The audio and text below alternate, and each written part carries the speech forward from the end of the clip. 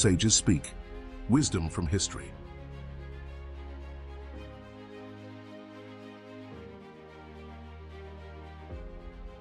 Heard that nothing pleases an author more than seeing their work respectfully quoted by others.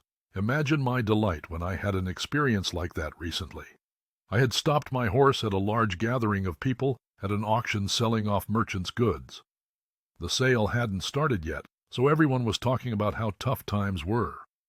One of the group called out to an old man with white hair, "Father Abraham, what do you think of these times? Won't these heavy taxes ruin the country? How can we ever pay them? What would you advise?" Father Abraham stood up and replied, "If you want my advice, I'll give it to you briefly. A word to the wise is enough, as Poor Richard says." They all gathered around, eager to hear more, and he continued, "Friends," he said, "yes, taxes are heavy, but if the ones imposed by the government were all we had to worry about, we'd manage. The truth is, we burden ourselves with far worse taxes, ones we bring upon ourselves. We're taxed twice as much by our laziness, 3 times as much by our pride, and 4 times as much by our foolishness. And there are no tax breaks for those. But listen to some good advice, and we can do something about it. God helps those who help themselves, as Poor Richard says. Look, we would all complain if the government taxed us even 1/10 of our time for their services. Yet laziness costs many of us much more than that. Laziness brings on illness, and illness shortens life. Sloth, like rust, wears things out faster than work does. But the key that's used all the time stays bright, as Poor Richard says. And if you love life, don't waste time, because time is what life is made of, as Poor Richard says. We sleep far more than necessary, forgetting that the sleeping fox catches no chickens, and there will be plenty of time to sleep in the grave, as Poor Richard says. If time is the most precious thing, wasting it is the worst thing we can do. Lost time is never found again, he says, and what we call time enough always proves to be too little. Let's stop wasting time and get to work. Diligence makes everything easier. Laziness makes everything harder, but hard work makes things easy, as Poor Richard says. The early bird catches the worm, and early to bed and early to rise makes a person healthy, wealthy, and wise. Stop waiting for better times. We can make the times better if we just get moving. Hard work doesn't need to hope for good fortune, and there are no gains without pains, as Poor Richard says. We may not all have land or wealth handed to us, but he who has a trade has a wealth of his own.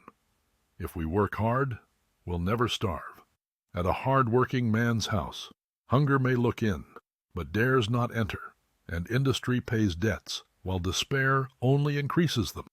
Even if you haven't come into money or received an inheritance, diligence is the mother of good luck, as Poor Richard says. God gives everything to those who work for it. So, plow deep while the lazy sleep, and you'll have enough to eat and sell. And remember, 1 today is worth 2 tomorrows, so never put off what you can do today for another time. As Poor Richard says, a cat in gloves catches no mice. I know some of you might be wondering if there's room for any leisure in life. Use your time well, and you'll have leisure later, says Poor Richard. Leisure is time spent doing something useful, and a diligent person will find it. But a lazy life and a leisurely life are 2 very different things. As Poor Richard says, it's better to live by work than by wit alone. But hard work isn't enough. We must also be careful and manage our own affairs.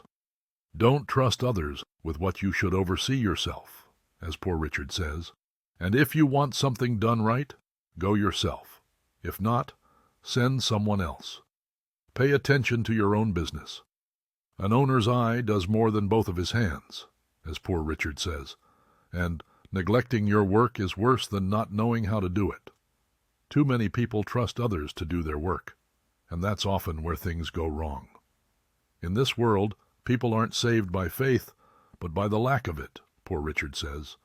If you want a faithful worker, serve yourself, and don't forget frugality.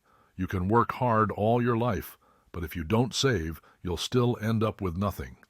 A fat kitchen makes a lean will, as Poor Richard says. And if you want to be wealthy, think about saving, not just earning. Beware of little expenses. A small leak will sink a great ship, as Poor Richard says. Many have been ruined by buying good deals they didn't need.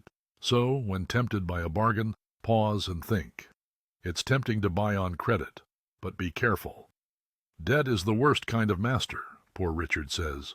Creditors remember dates better than debtors, and they will come to collect when you least expect it. And pride is as loud a beggar as want, and far more shameless.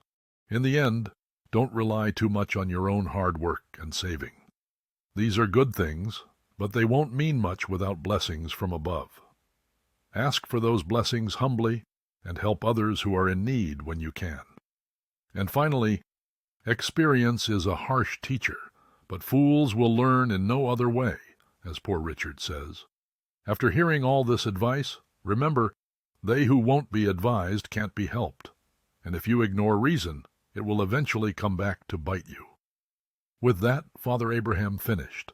The crowd nodded in agreement, but as soon as the auction started, they ignored everything he said and bought as extravagantly as ever.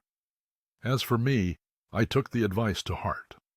Though I had intended to buy a new coat, I decided to keep wearing my old one a little longer. Dear reader, if you follow the same advice, the profit will be yours. Thank you for watching.